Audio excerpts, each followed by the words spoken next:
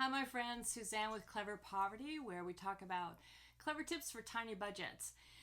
Continuing on with our Section 8 and affordable housing topic, we're going to talk today about low-income housing tax credit properties, and I'm just going to call them LIHTC, but that stands for low-income housing tax credit properties. And what low-income housing tax credit properties are, I'm just going to call them LIHTC going forward. They're properties where real estate developers have made a deal with the government. HUD is the federal agency that oversees them, but they can also have deals with city, county, and state governments as well. And usually it's a combination of all of them. But HUD, the federal agency, Housing and Urban Development, oversees them. Okay, so it's basically a federal program, and developers do this because they get really great tax benefits from the IRS through HUD, etc. Okay, so that's what they are, and they will either have they will either develop or refurbish rather old properties, usually like an old hotel in a downtown area where a city wants to revitalize their downtown area.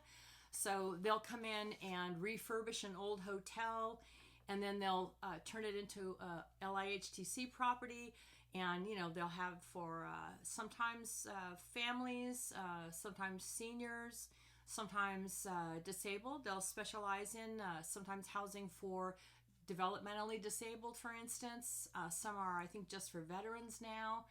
So, and then the other type of property is where they actually build them new. The one that I'm in now in Silicon Valley was built new in 1995. A lot of them started to be built then. I think that's right around in there in the 90s is when this program began. So you could end up in a newer building, or you could end up in a refurbished hotel. But you really want to look for LIHTC properties, and I'll tell you why. So as of today, this is how I understand the laws. Okay, they must remain part of their contract with the government is that they must remain low-income housing for at least 30 years. Some states are longer. California is 50 or 55. I'm forgetting. At least 50. So some states will be longer than 30 years, but that's the minimum that they have to remain a low-income housing tax credit property. The maximum income that you can make to qualify to move into one will vary.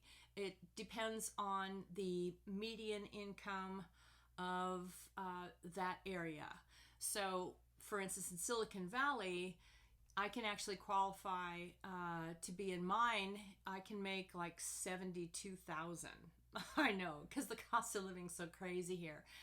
For my Section 8 voucher, I can make, I think, 60. So they're not the same as your Section 8 voucher. They could be different. So you'll need to check that out.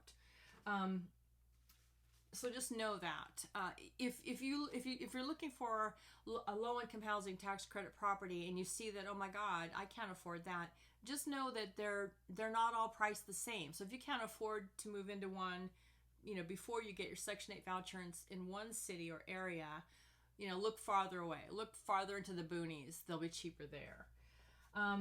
So why should you focus on them? It's easier.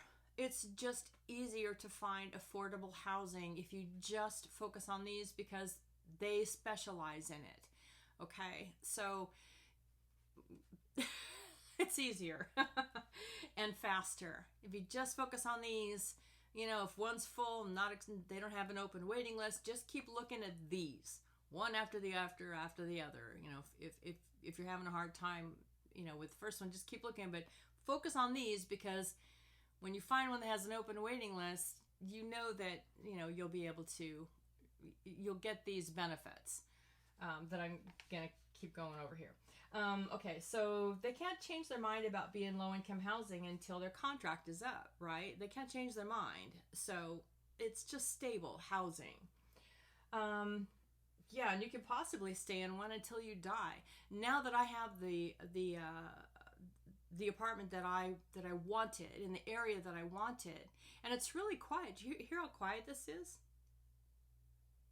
This is my apartment. I'm in my bedroom. You know?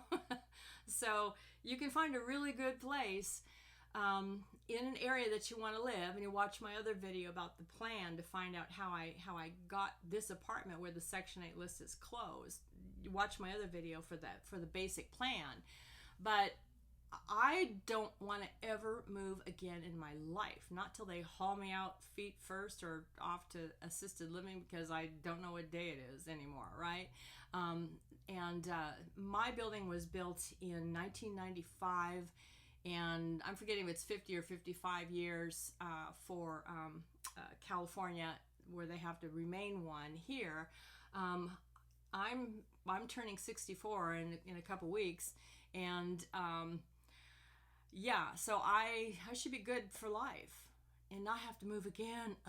You can still travel, but this is my home base, and I can afford it, and it's safe and secure, and yeah, it's nice. I mean, just think about that. Imagine finding a place where you'll never have to move again. They can't kick you out.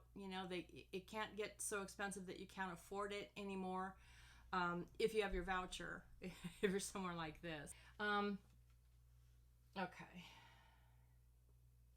They're used to dealing with the government, so there are less hassles. And there's less discrimination. They have to follow the law. I mean, it's almost like applying at a fair housing place.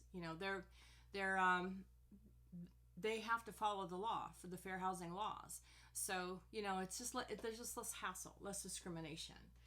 They're more forgiving about credit checks. Did I write that one on here? I don't think I did. They're more forgiving about credit. Look at that on here. More forgiving credit. And background. Credit and background.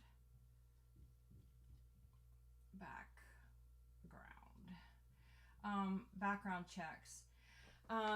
I applied at a few places that I applied for a long time ago, and part of the whole package that I received when I had an application, it would actually list, there'd be a whole section, like a spreadsheet on different types of crimes and how long ago it had to be, or if one type of crime was like, forget it, we will not take you.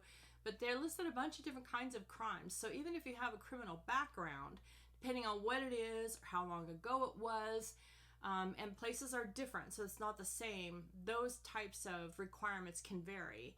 But these kind of properties, you'll have way better luck. So like I say, just focus on these. They have to accept Section 8 vouchers. I think I said that. They do have to accept Section 8 vouchers.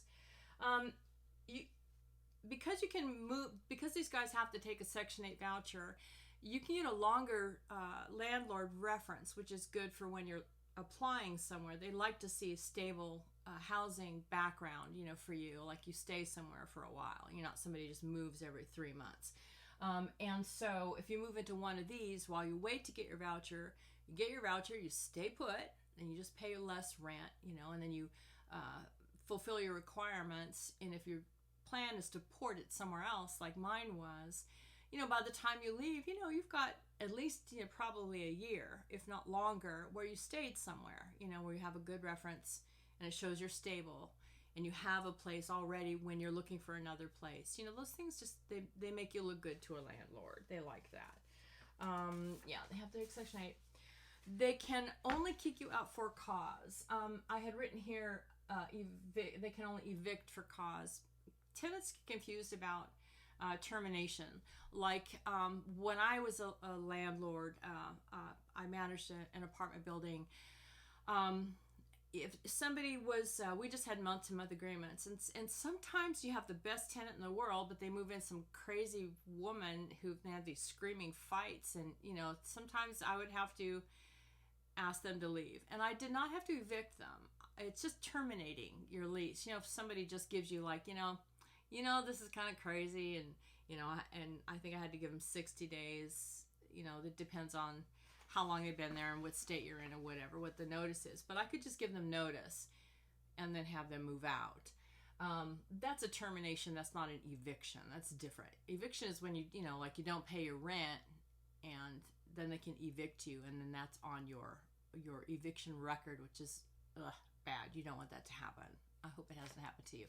But if it has, these guys are going to be more forgiving. Okay.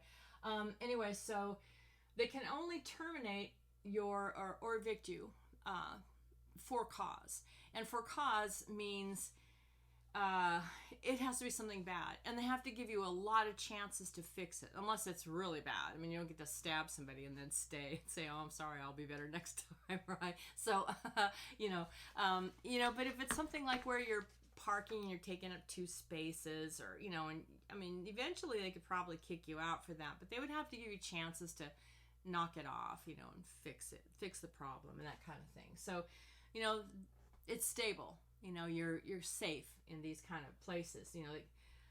You can make a mistake and then they can't just kick you out. They have to give you chances to be better. They have to keep the units well maintained. There's a lot of different inspections that they have to pass every year. It can be a pain to be the one getting another notice for another inspection. And I used to really clean every time. I was like, I was still thinking in terms of, places where they could kick you out if they didn't like you.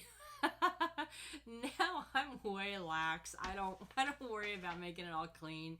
We get so many of these inspections, and they're not coming in to see if I've, done all of my dishes or dusted. They're coming in to make sure the windows open and closed, that there's, that a fireman could come in, and, I'm not a hoarder, so the fireman could come in and, rescue me, or, they want to make sure that the lights work, the stove works, the heater works, or whatever. That's all they really care about, so you don't have to worry. They're a hassle, but the good news is there are a lot of agencies, a lot of different agencies. Like the city came through a couple weeks ago, and, because the city, the county, the state, the feds, all are invested in these, and they all want to come and inspect. So the good news about that is they have to keep these places in good shape. So, that's the nice part about that. They have to keep them in good condition. And then as far as where do you find these, right? I'm going to make a separate video on how to use the LIHTC database on the HUD website. But if you're good at figuring out these, a database type website or database, go look at it and see if you can figure it out. If you're freaked out, then just wait for me to make a video that explains how to use it. When I first opened up that page, I was like, and I've used databases before, but they overwhelm me.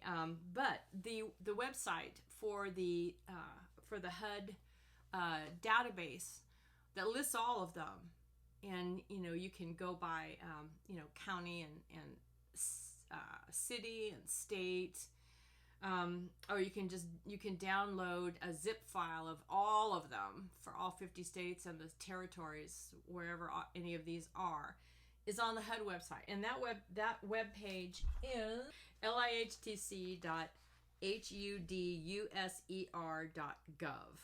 And another way is, if you don't want to deal with the database, you can go on Craigslist, for instance, and I did that actually just this morning, just to see if you could do it.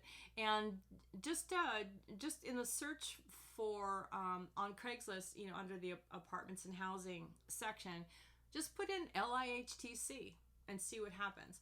I actually got some to pop up. Now, not all of the ads are actually going to, in text, put LIHTC. They might just have the logo on there. And just so that you know, if you happen to be looking in Craigslist or some other place like that, once you find a management company that has the LIHTC properties, if you go to that management company's website you'll see there'll be many of them, because they never just have one. Okay, so you'll see a list of theirs. And before I found out about the HUD database, that's how I did it. And then I would just keep looking through the ads on Craigslist. And when I found a new management company that I hadn't noticed before, then I would go to their website, and I would keep track of all of the different management companies that had these kinds of properties, and then see which ones had open waiting lists, and what their income requirements were, how much their rents were, and that kind of thing. The HUD database, on that main page for lihtc.huduser.gov, there are other links on there too. If you just take the time to read that page, it's not pretty, but the information is good. It's there. It will also give you some other links on how to calculate the rents and income and that kind of thing. It's not super user friendly, but it's there. You may find it easy. My brain is not good at that kind of stuff. So that's it for now. So thanks for watching. Suzanne here with Clever Poverty, where we talk about clever tips for tiny budgets. If you have any questions, comments, tips for other people, if I said anything wrong, please correct me in the comments down below. Okay, thanks for watching. I'll see you next time. Bye-bye.